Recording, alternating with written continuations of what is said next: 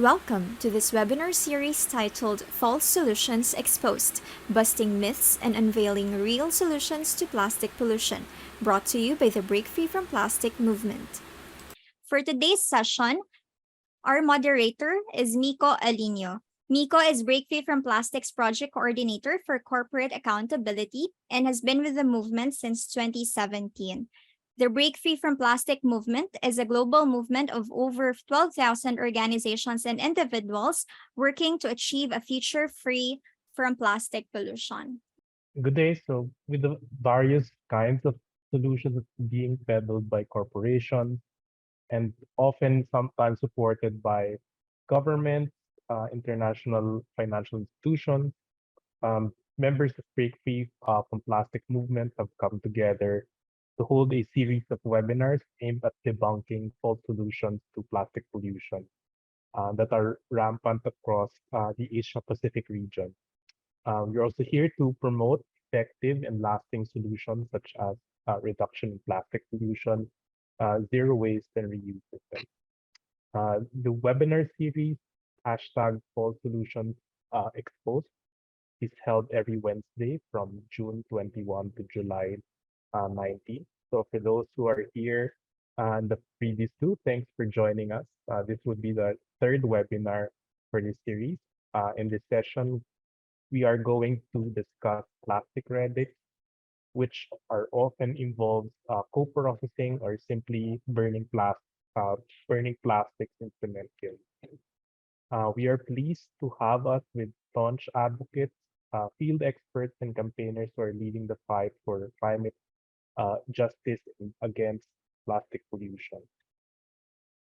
We will hear from them and discuss questions such as what among the commonly presented solutions that are considered to be false solutions, how harmful they are, and the need for addressing pollution at source by capping plastic pollution.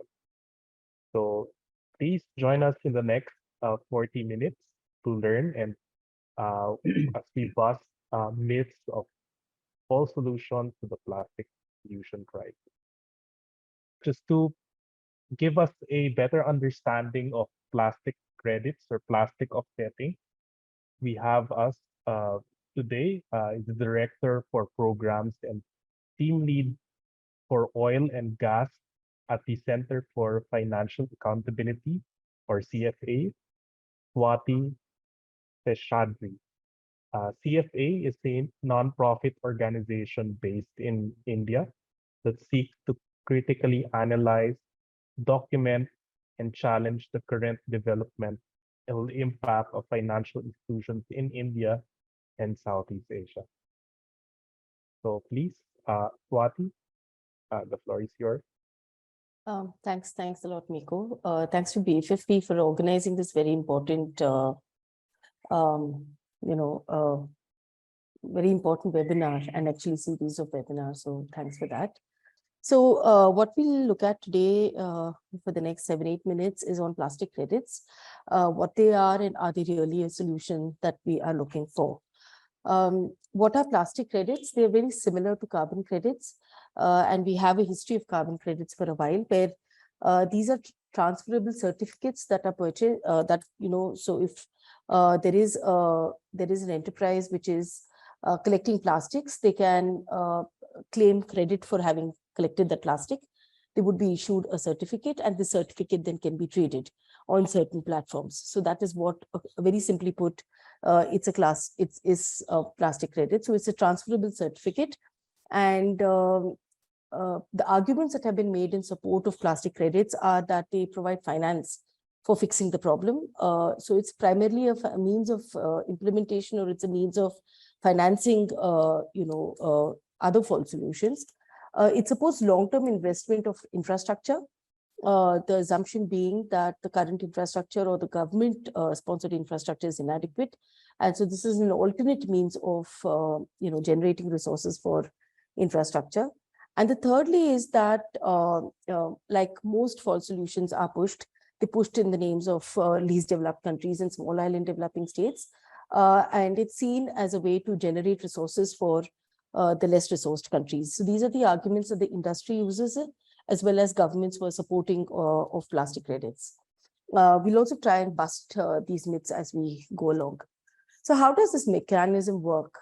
This is something that I've got from an existing report. The link is there in the presentation. So there is recycled materials. There are a group of organizations who come up with standards or guidelines or principles of what would comprise of a project which is applicable for receiving plastic credit certification. What would be the due diligence? How would it be traded, etc. So you have a group of organizations doing that. Then you have the recovery and recycling operations. So these are people like Plastic Bank is one example, where they collect plastic from different informal waste collectors. It could be waste pickers, other waste collectors, and then they either shred it or do something with it, which can then be sent for recycling. So they could be recycling themselves or creating the raw materials for recycling. That's on the one hand. On the other hand, you have project development, which is where you have an organization which kind of oversees, has an oversight about on the project itself, whether the recyclers are going by the standards or not, and keeping an eye on that. Then you have a process of validation where there is a third party who will go and validate the so-called recyclers, and then there is a certification process, and there are two types of certification broadly. We look at that later. And then there is a credits registry. So for example, you have some platforms which actually have a registry of plastic credits, which you can then market. Plastic Credits Exchange, for example, is one of them.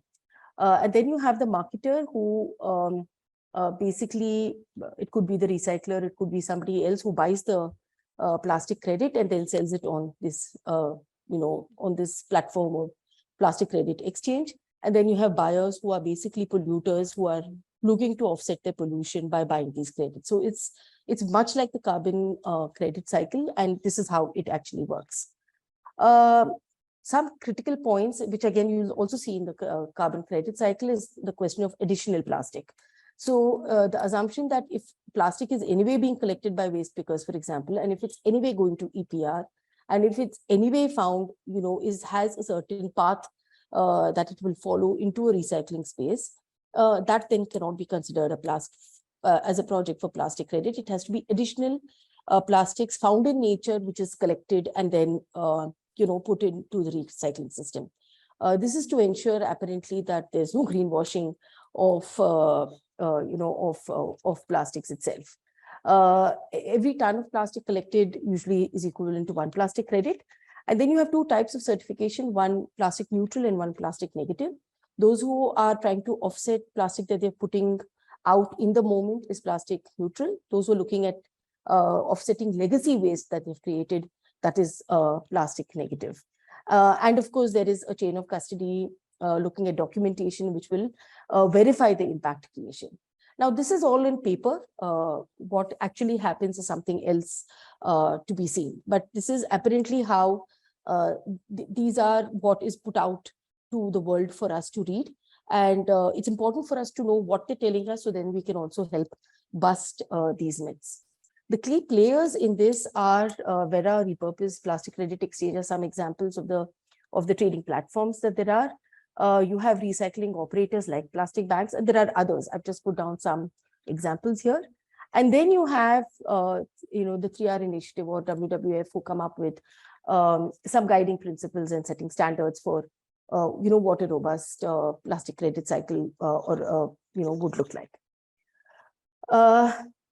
Just to briefly see, it was not part of the mandate, but I'm just bringing it in because we are negotiating for a global plastics treaty and the INCs are meeting, and just to see where plastic credit lies in the INC process. And you find that in the INC process, in the elements paper that the Secretariat had worked on, which was supposed to be negotiated in INC 2, it comes under the means of implementation, and there's the text for you all to see. What it says, it's basically looking at plastic credits as a financing initiative. There was also a side event sponsored conducted at INC 2 on plastic waste recycling and investments.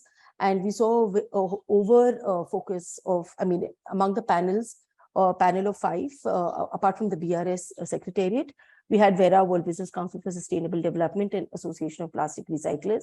So we had no voice, for example, of the informal waste workers and informal waste pickers who are extremely detrimental and important for the last mile of plastics once it's used and consumed and thrown away. So there is no space, for example, of the informal workers, at least in the INC's process, in that space. Otherwise, they're very much there with their very loud voices, but not in this panel. We found that they were almost absent. So this is a relatively new-ish concept of plastic credits. It's not very old.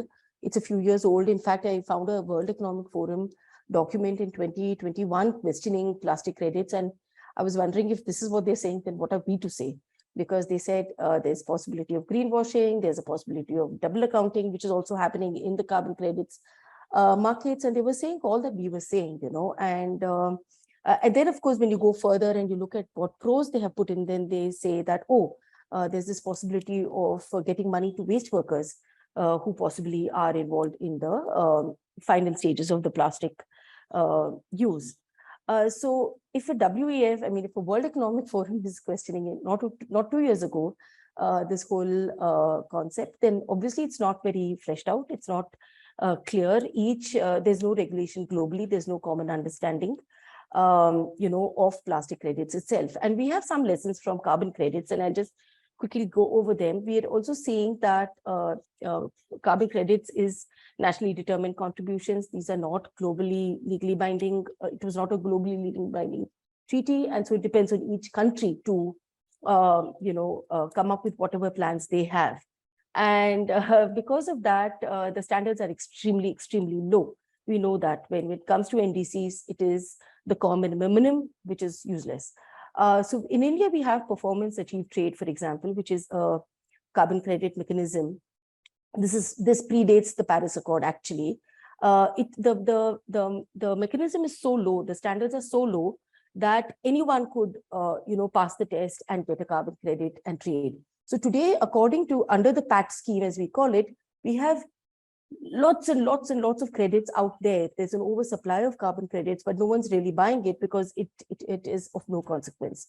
And therefore also comes in the point of greenwashing, where it really makes no impact to the climate crisis. Secondly, it's a voluntary mechanism, and as all voluntary mechanisms go, there is no implementation, there is no oversight about how it is being implemented, etc. And therefore it's quite toothless. In a compliance market, the government would focus on reducing emissions, not just reducing the standards so that there can be more credits, more carbon credits. In a voluntary mechanism, we have lower standards, more carbon credits. In a regulated mechanism, we would have higher standards and lower credits. And I think that kind of says it all. And if it's industry-led and not government compliance market-led, the standards are really low. In India, we have coal burning, thermal power plants, waste to energy projects who have received carbon credits. And therefore, one can understand that, obviously, if a thermal power plant is getting a carbon credit, then I suppose I can say, need say nothing further. The other is because VERA is such a big proponent of plastic credits, it's important to know that very recently there was an article in The Guardian which said that almost 94% of their carbon credits are basically phantom carbon credits. They do not adhere or abide by the standards and do nothing for the climate. So more than 90% of VERA's carbon credits are basically worthless. Coming to this last slide, really, which is the meat of what I want to say, is that there are no global standards.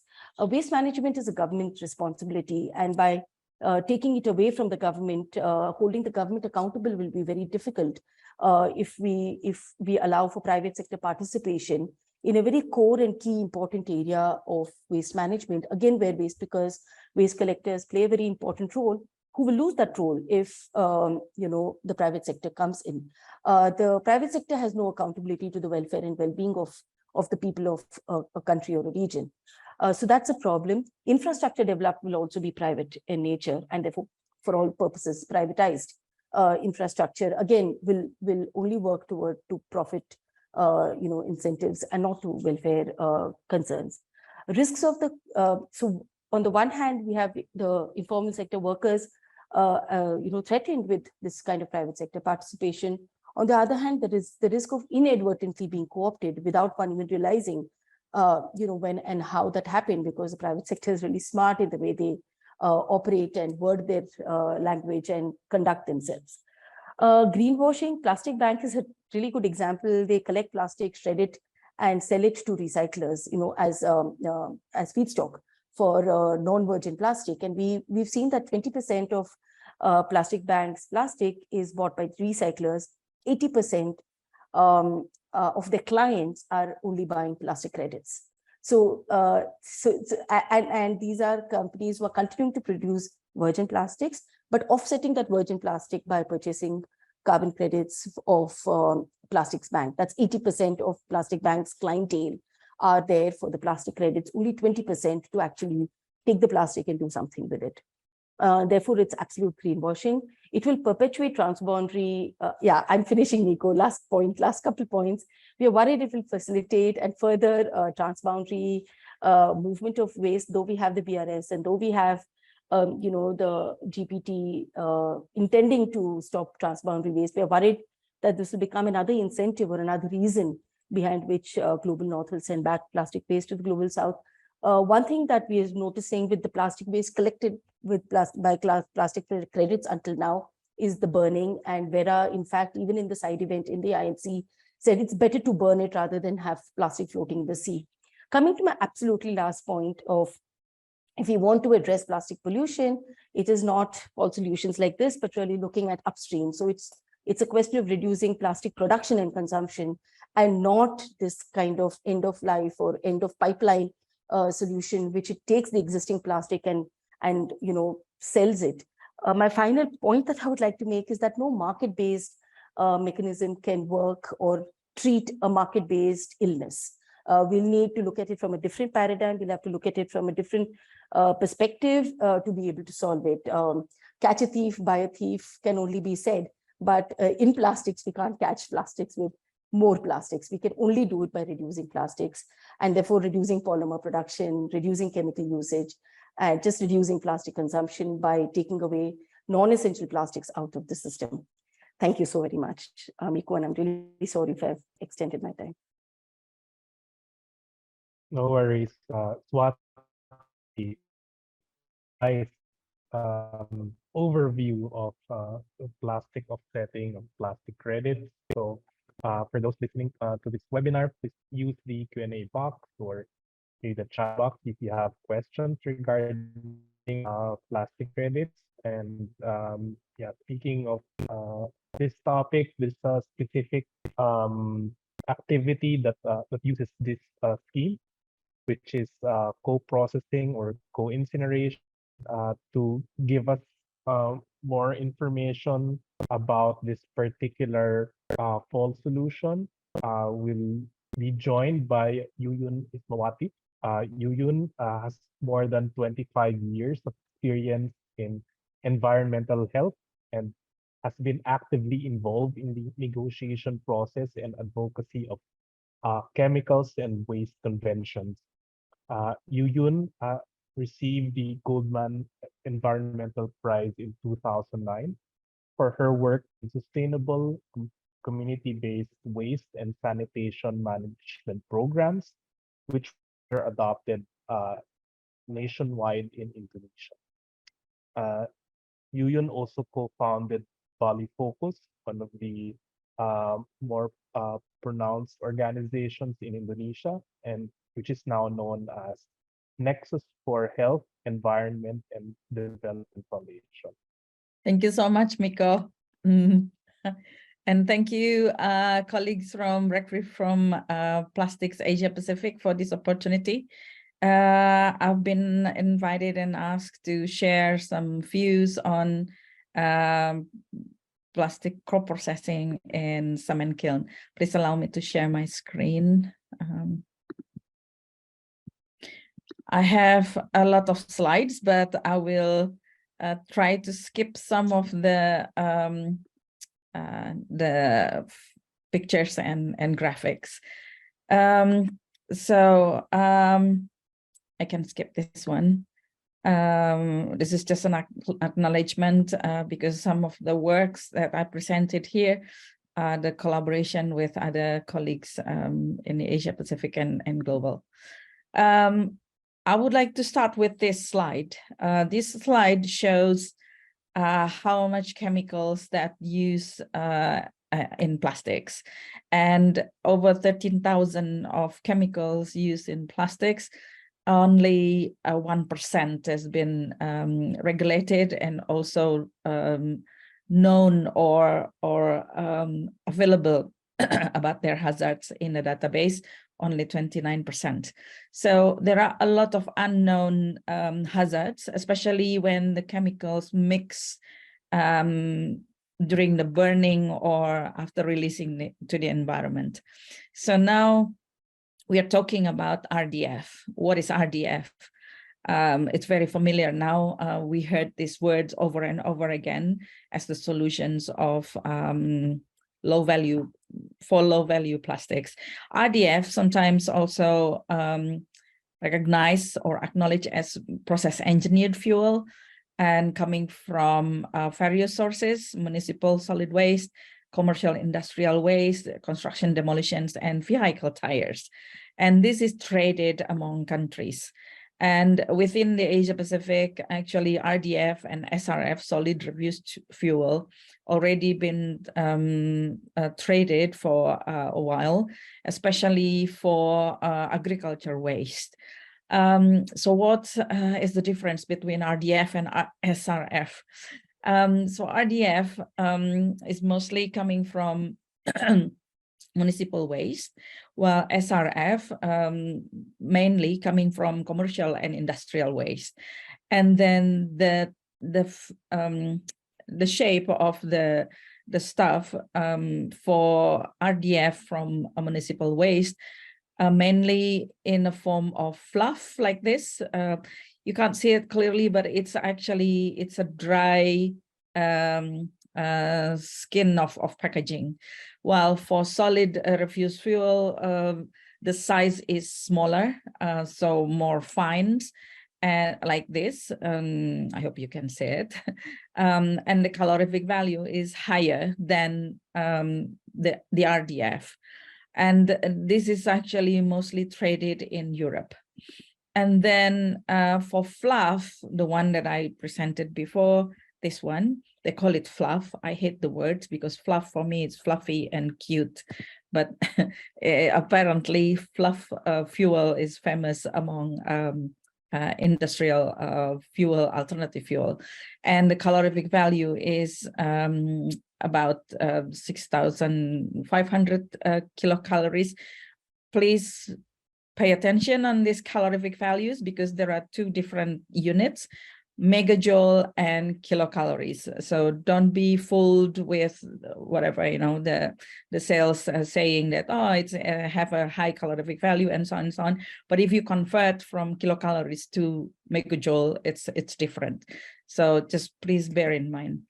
And in one of our study conducted last year, we also identified different types of RDF from municipal solid waste.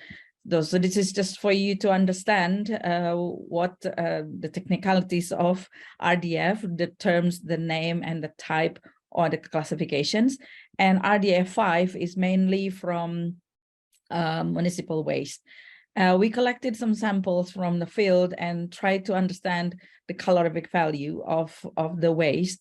The one on the right side coming from the top one is coming from an organic waste. They made it into pellets and we check the calorific value. It's only 3,500.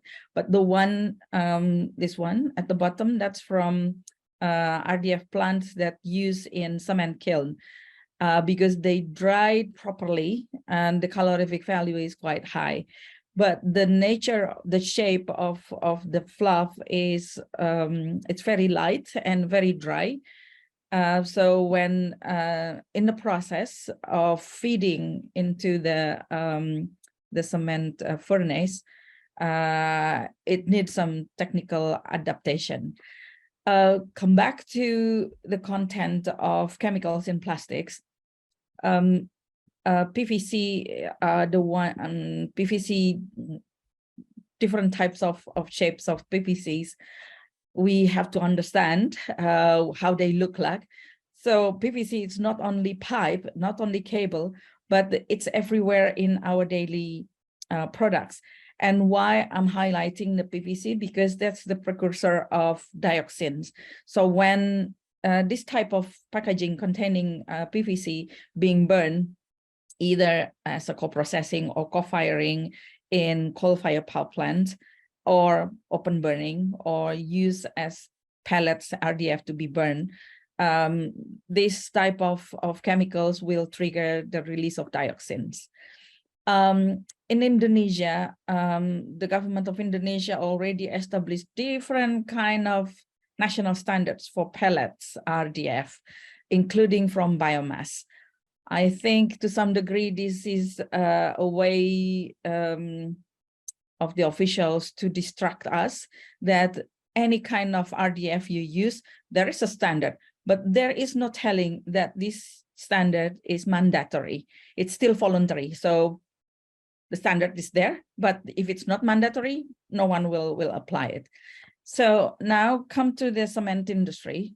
The fact that cement industry is capital intensive, energy intensive, and also transport intensive, because they have to transfer the products from one place to another place. But the attention for this false solution is under the energy intensity, because the use of RDF and plastics are the argument for either plastic credits and climate change alternative solutions and so on. So this is from Europe. It's 4.1 billion tons of cement already produced globally, and about 16% produced in Asia. And currently they already practice using hazardous waste as alternative fuel, and also waste. So the cement industry bragged about this because they claim that they can swallow everything, but there are some limitations, and the Basel Convention already provided guidance what can be burned and what cannot be burned as a co-process in cement kilns. Some papers that I found also highlighted that when the cement kiln used the co-processing of hazardous solid waste, they could also increase the concentrations of dioxins in the flue gas, in the ash, and in the products. And in other paper, there are also limitations of the use of RDF in cement kiln, especially the potential release of heavy metals. And the industry expert itself also reminded the cement industries that because it's capital intensive, to use alternative fuels as co-processing in cement kilns, there are additional investments and capital investment that they have to consider. This is the limitation because they have to add some more additional unit to feed the RDF, and also limitations in terms of compositions of alternative fuel. And these are just the picture of energy, potential energy from different alternative fuels. And then at the bottom here is the example of one project in Indonesia, in Cilacap, that funded by multi sources of financing. Here we could see from the Ministry of Public Works, the government of Central Java, the Cilacap local government, and the NIDA Denmark grant. And also not presenting in this table is actually from Unilever, because they invested also in this project to increase the capacity of the co-processing to feed the cement kiln, and they would like to claim it for plastic credits. However, it cannot be happening because the complexity of the process. And Unilever continue that efforts and try to dig the old landfills of Bantar Gebang, and then convert it into RDF, work together with the same private company that produce in Cilacap, and then feed the cement factory near Jakarta. This is just launched last week, and we don't know how far or how long this will last, because the limitations of what you call it, energy, how do you call it? It's the energy replacement, only limited to 10% or 15%. And not many cement industry actually interested in this, because they have to make several adjustment and additional investment.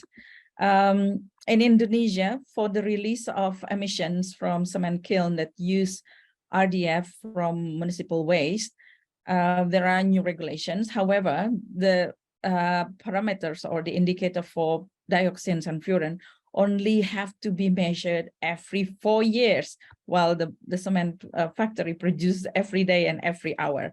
So although some cement industry already conducted the monitoring, but there is no transparency in terms of information to the public, how bad or how good their emissions quality.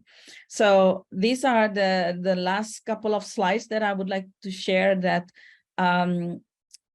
in recent development, many plastic waste from the global north actually exported to global south with different HS code. This is the commodity codes that use to trade plastic scraps or plastic waste. And 3825 here used as the code for refuse-derived fuel and process-engineered fuel, 3606. Every country sometimes adopted different label or different HS code, because there is no uniformity in this issue yet. So we have issues in Indonesia and then Malaysia, and also in the Philippines about the importation of PEF or RDF. And in the Philippines, colleagues from Eco Waste are really strongly advocate for this false solutions. So my last slide is about recommendations that the importations of waste as a form of RDF or process engineered fuel have to be reviewed and banned, and ask the cement kiln, the cement industries to look for the real solutions to replace their fossil fuel energy to greener solutions.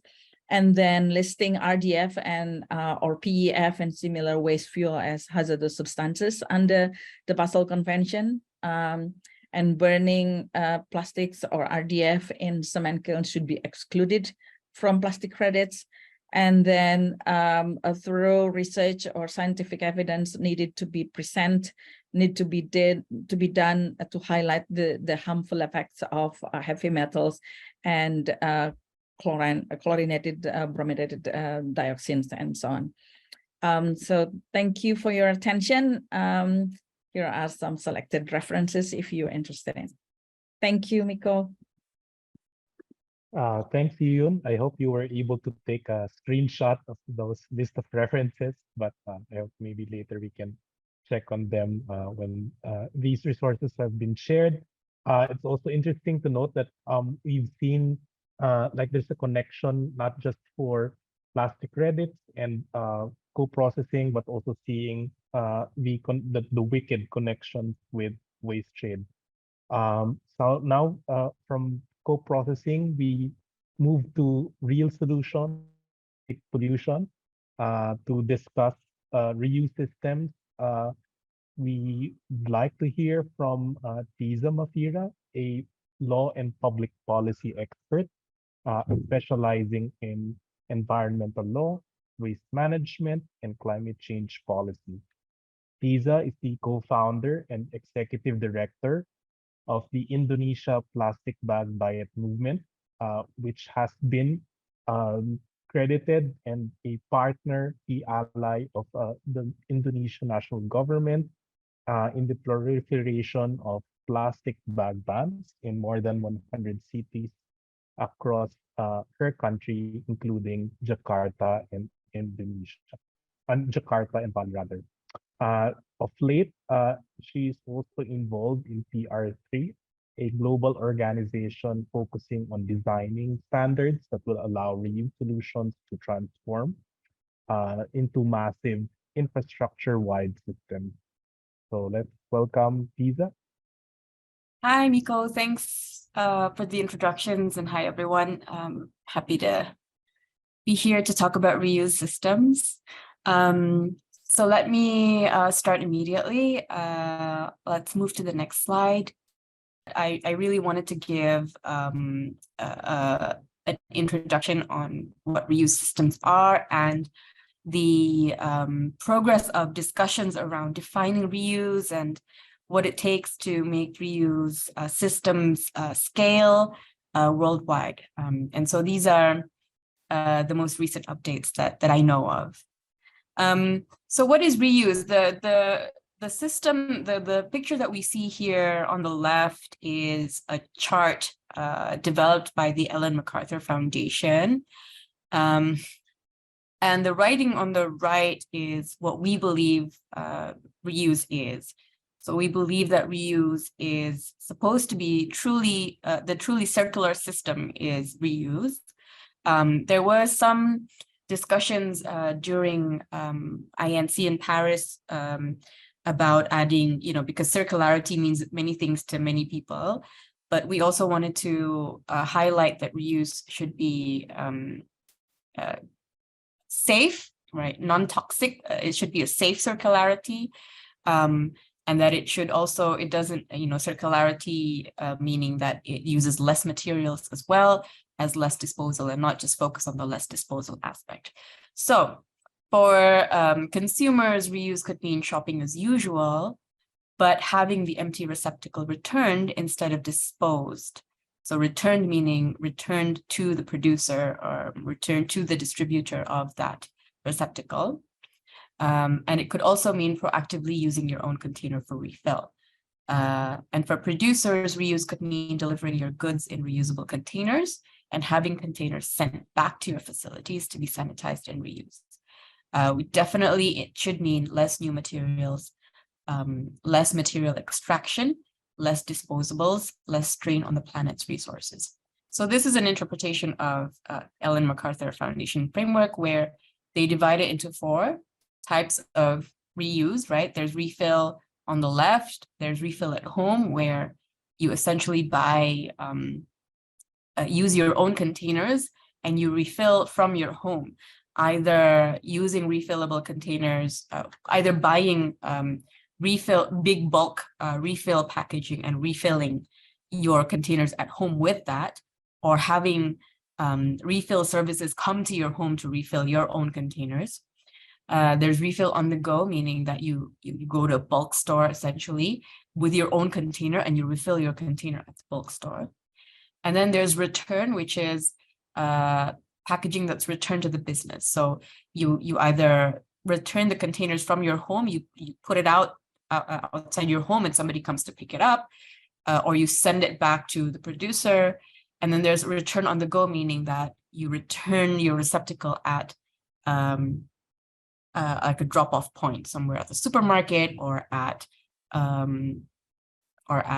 depot or waste bank or something like that. So this definition has been discussed and debated and has, I think, evolved a little bit. So I wanted to show you as well the definition that was worked on. Maybe next slide. I wanted to show you the definition that was worked on by the Portsmouth University. They launched a report in Paris on the sidelines of INC2, and many members of BFFP also worked on this report. The report is called Making Reuse a Reality, and it's available online. And this the definite with this report, that I think the report wanted to go deeper into the concept of reuse as not a consumer responsibility, but a producer responsibility.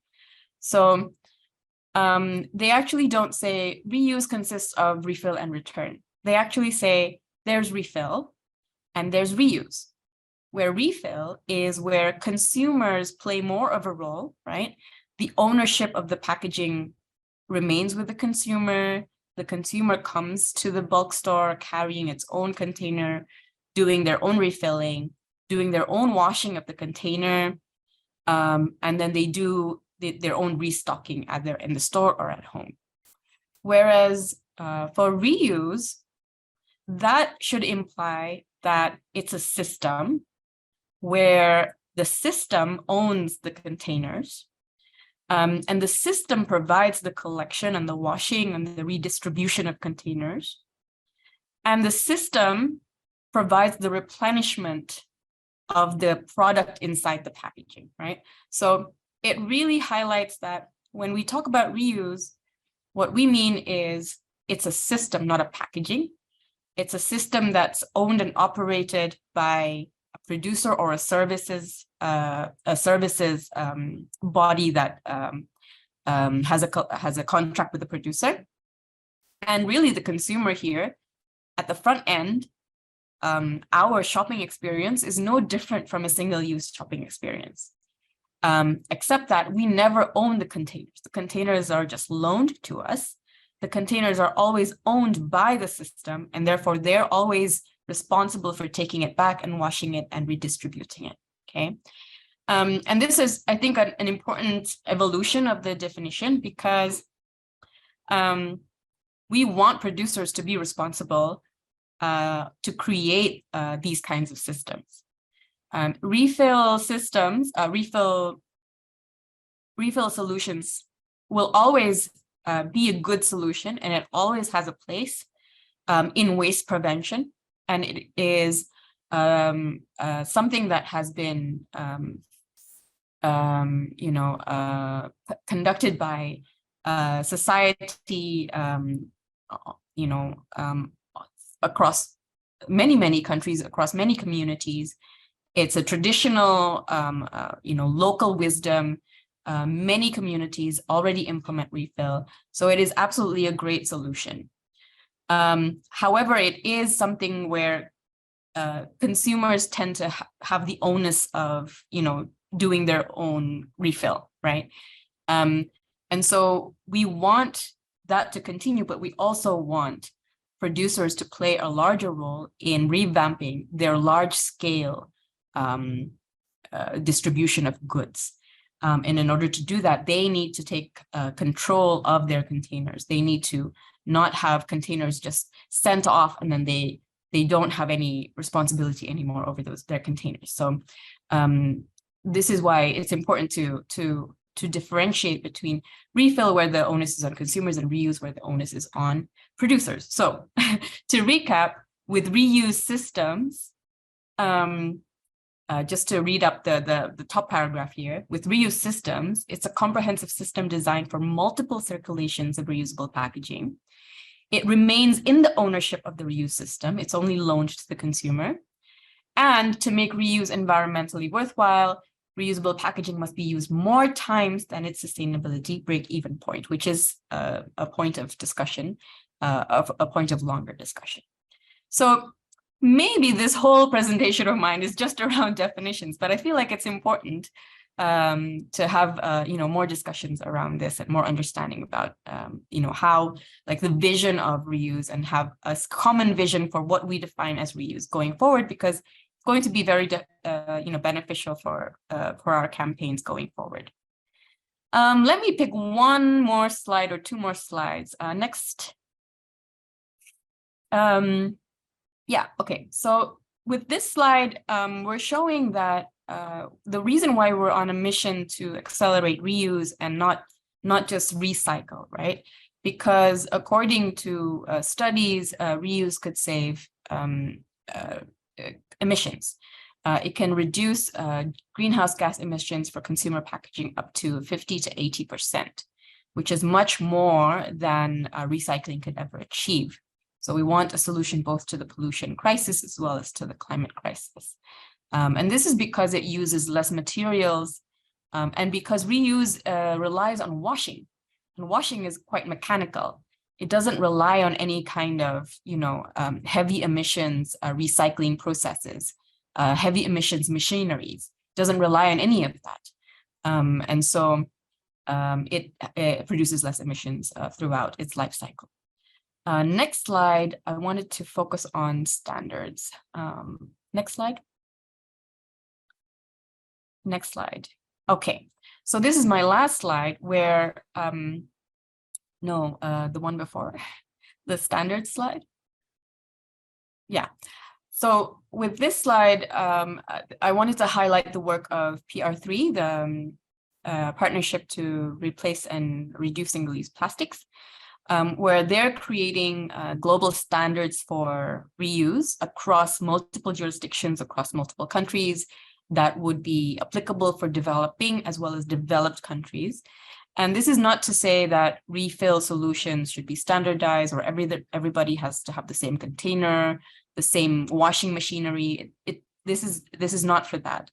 But this is essentially to acknowledge that global commerce is the way that it is now, with all of its single-use packaging that's flooding all of our countries, because they have used standards for all of their packaging. Their packaging has ISO standards. That's why milk cartons look the same. That's why gallons look the same. And coffee cups look the same, is because at some point they banded together and said and decided, let's use this kind of design for this kind of product. Now, in order for reuse systems to scale, we need to do the same kind of treatment, but for reuse systems. So if we're asking Unilever to make a shampoo bottle that's returnable to Unilever, we also have to get Nestle and P&G and Mars to agree on the type of reusable, returnable bottle for shampoo, because that's how we get returnable shampoo bottles to scale. And it's not just about the bottle design, it's also about the labeling. What kind of standards for labeling is washable, can be peelable so that we can just stick another label on it after we wash it and sanitize it. It also is standards about traceability. How do we know how many times this container has been used? How do we know when it's time to retire the container after 100 uses and safely send it to recycling? So it's also about making sure that reuse doesn't just mean slapping a reusable label on a single-use packaging, right? We want reuse to mean that it is actually reused and the producer is responsible for reusing it. And therefore, that they trace how many times this container has been used, and that they are ultimately responsible as well for the end of life after a container is no longer fit for reuse. So reuse, reuse, reuse, reuse, and then recycle instead of single use and then recycle, right? So that's the aim here. Oh, one very last point on standards, which is really important, is standards for safety, because we also don't want reuse to be toxic, to leak chemicals into the food or cosmetics that it contains. So there needs to be standards to regulate how this is also safe and non-toxic for our health. I'll stop there and we can have a bigger discussion on this. Thank you. Yeah, thanks, Tiza. We're also just mindful of time, so we have 7 or 6 minutes to go, at least to entertain some questions. But before we take on those questions, just a reminder, at least from that last presentation, when we think about reuse, it's more than the zero waste or refill stores that we see. Maybe some of you have experienced this when you go outside and buy stuff. It's more than that. It's actually creating an infrastructure or a system that would be large enough or it can be scalable that you see big businesses can actually easily adopt them. So Tiza touched on that, some segments of that, especially on logistics, creating standards and policies that will be conducive for businesses. And yeah, we go on to some of the questions. Some of these questions in the Q&A box have been already addressed by some panelists, our panelists here. So if you can take a look at the responses, but I'd like to hear their um, explanation or some discussion about some of these. One of which is quite interesting.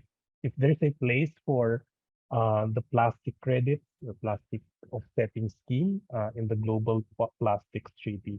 So I've seen Yuyun and Swathi already taking on that, but maybe anyone would like to maybe comment on that if there's a place for plastic credits in the Global Plastics Treaty.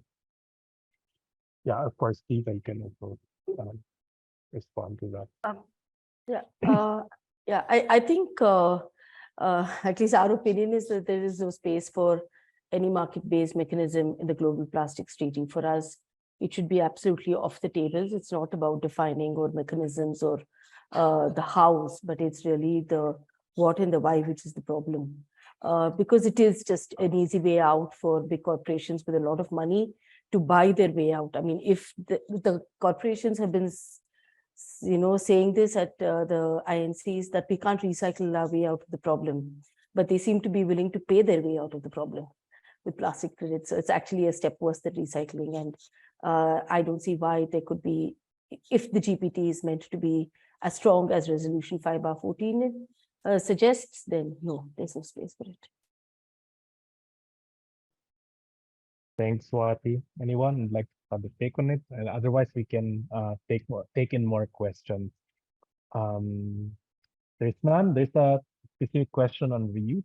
I think this participant is concerned about the resources being used if we are to transition to a reuse system. When we talk about the washing process in such schemes, will there be concerns about water use? Will it compete with the water, energy, food nexus? Very good question, valid question. So two maybe concerns around resources that we've often heard come up are around water as well as around transportation, because water because of more washing needed, and transportation because with reuse systems, you need what is called reverse logistics. So logistics not just to the consumer, but logistics back to the producer. So that's called reverse logistics, right? And the concern is that that's double transportation, and then it adds to emissions from transportation. So those are the two concerns that are mainly brought up. And with water, I think that's why it's important to have standards, and the standards include standards for washing, not just because we need to make sure that the washing is safe and hygienic, but we also need to make sure that the washing employs good sustainable washing practices. And there are ways to do this. There are ways to make sure, for example, that you recycle your washing water, because gray water can be recycled and reused, can be filtered out and reused. So there's a way for it to be a circular usage of water as well.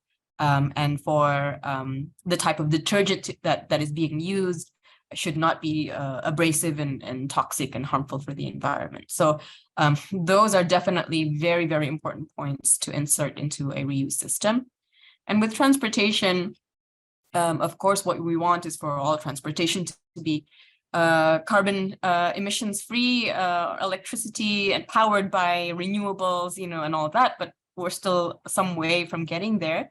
But actually, even today, even in today's system of linear transportation, reverse logistics also happen. It's I had this conversation with should I name brands here, with an FMCG company who said, oh, we can't do reuse because it's going to be against our carbon disclosure project. We won't be able to fulfill our scope 1, 2, 3 emissions under that CDP project if we do reverse logistics. And my response to that is, based on what baseline are you comparing this to? Well, based on our normal baseline. Well, your normal baseline, I said, doesn't take into account the garbage trucks that pick up your empty cans, and it doesn't take into account, you know, the trucks that are coming back from after delivering your goods to the supermarkets. They're coming back where? They're coming back to your factory again, right? Empty. They're coming back empty. So you're not taking into account those kinds of baselines. And the reason why their emissions now are higher with reuse systems is because it's now the reverse logistics is now their responsibility. And previously in their business as usual scenario, it was the responsibility of the garbage trucks. It was the responsibility of the logistics company. Now it's their responsibility. So now they have to take into account. So I would argue actually that the emissions are the same. It's just that now the FMCG companies have to take it into account in their scope 1 emissions.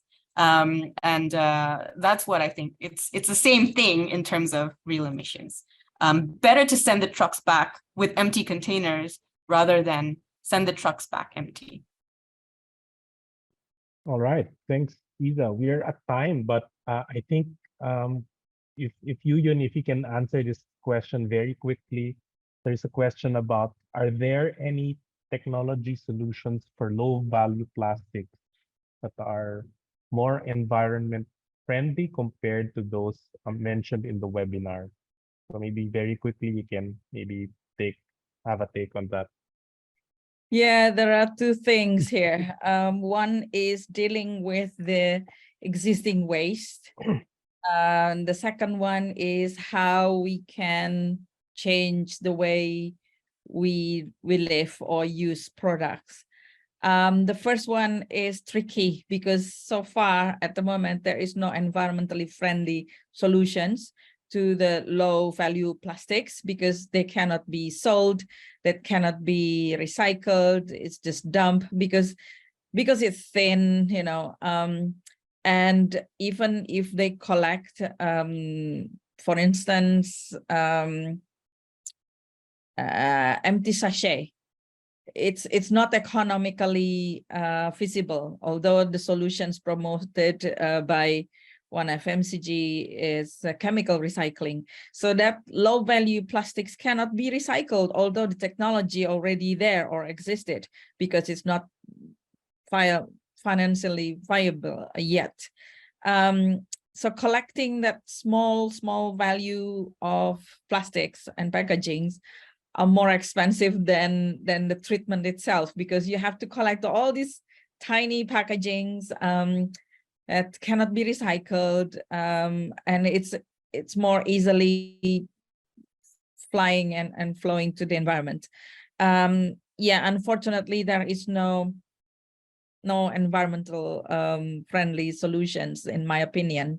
So although some people or some groups of NGOs or organizations already promoted, like they call it eco brick, but it's just delaying the problem. And as I mentioned earlier about the chemicals, there are still a lot of unknowns. What is going to happen if the size of the packaging, the low value packaging, shredded into small pieces or compacted or melted? There's still a big unknown.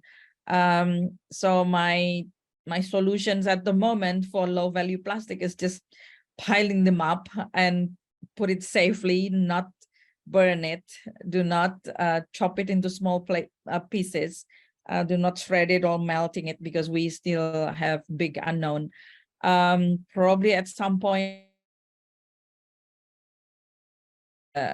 producers, like in some places, they return it back to the supermarkets or any outlets, because for me, that's the failure of the designers or the producers. They failed to design products that cannot, the packaging that can be recycled or reuse it for to some degree for several times. It's the failure of the producers, but we have to bear the cost. So now all of us have to think about what to do with these low value plastics, but the producers, when they make it and they sell it, they never think about this. So I think the extended producer responsibility should be enforced, and redesigning have to be strengthened and becoming mandatory. Otherwise, we all will be having this headache, dealing with the plastics that we bought. But the producers keep making money and making profits without having to think about it. All right, thanks to Yuyun, and thanks to our other speakers, Swathi and Tiza. Thank you very much for your time, for joining us today, sharing insights on plastic credits, co-processing, RDF, and reuse systems.